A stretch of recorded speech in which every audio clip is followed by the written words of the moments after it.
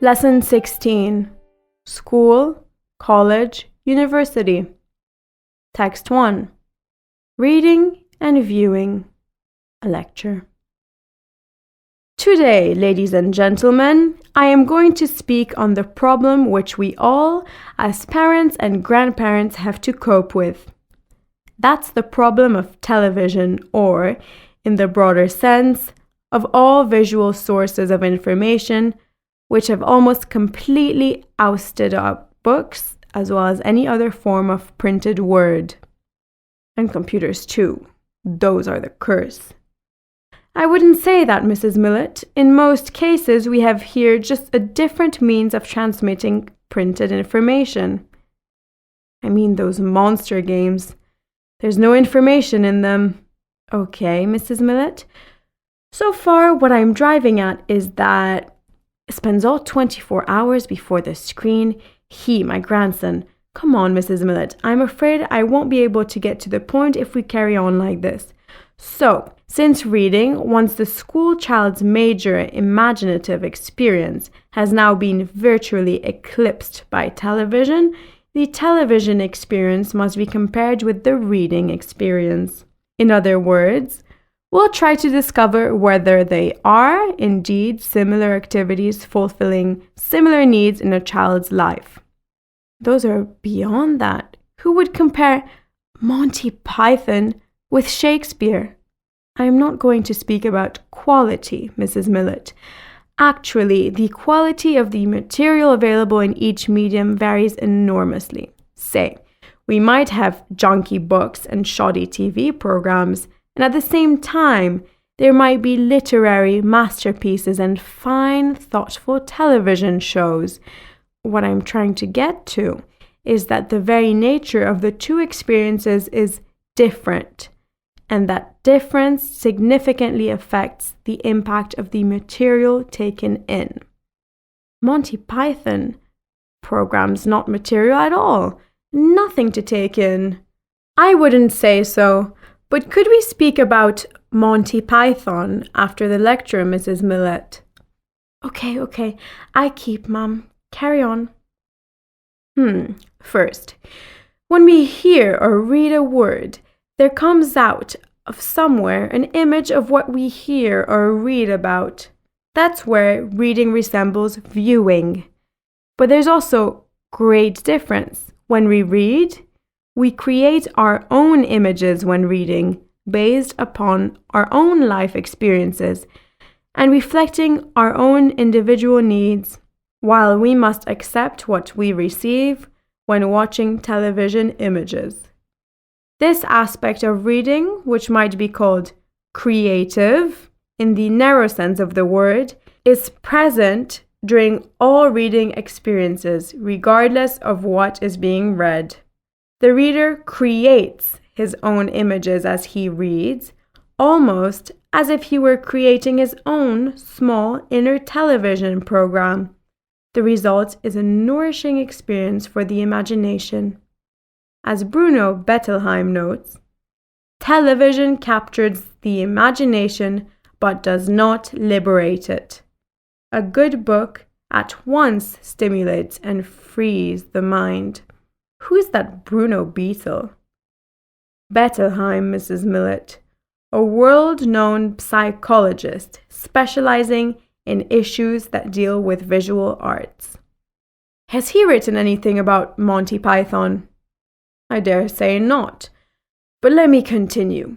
He should do it, and about computer games as well. Okay, Mrs. Millett, you will write to him a special letter. So, as I've just said, television images do not go through. You know his address? Mrs. Millett, I will give you his address after the lecture. I bet I will. And now, well, these images do not go through a complex symbolic transformation.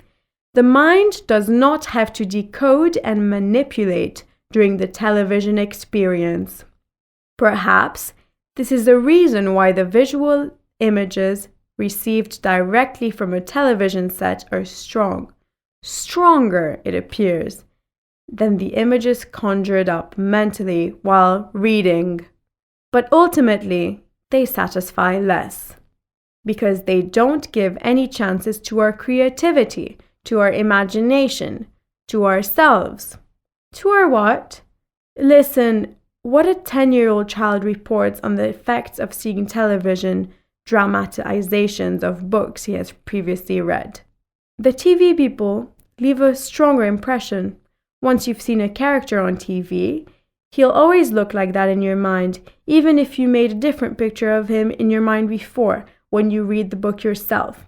And yet, as the same child reports, the thing about a book is that you have so much freedom. You can make each character look exactly the way you want him to look.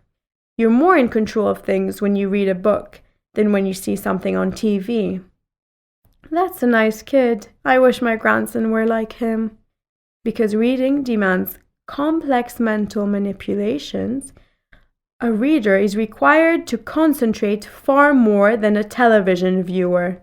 And this, together with all which I've just spoken about, helps a child to develop and demonstrate the verbal and social skills that a literate society requires.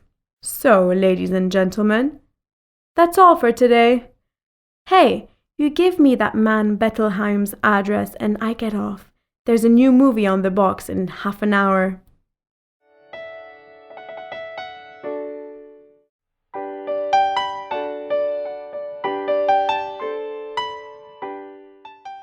Text 2. Solving problems in mathematics. A 10-year-old boy was failing math. His parents tried everything from tutors to hypnosis, but to no avail. Finally, at the insistence of a family friend, they decided to enroll their son in a private Catholic school. After the first day, the boy's parents were surprised when he walked in after school with a stern, focused, and very determined expression on his face, and went right past them straight to his room, where he quietly closed the door. For nearly 2 hours, he toiled away in his room, with math books strewn about his desk and the surrounding floor. He emerged late enough to eat, and after quickly cleaning his plate, went straight back to his room, closed the door, and worked feverishly at his studies until bedtime. This pattern continued ceaselessly until it was time for the first quarter report card. The boy walked in with his report card and laid it unopened on the dinner table. Then he went straight to his room. Cautiously, his mother opened it, and to her amazement, she saw a bright red A under the subject of math. Overjoyed, she and her husband rushed into their son's room, thrilled at his remarkable progress. Was it the nuns that did it? The father asked. The boy only shook his head and said, No. Was it the one-on-one tutoring? No. The textbooks? The teachers? The curriculum? Nope, said the son. On that first day, when I walked in the front door and saw that guy they nailed to the plus sign, I just knew they meant business.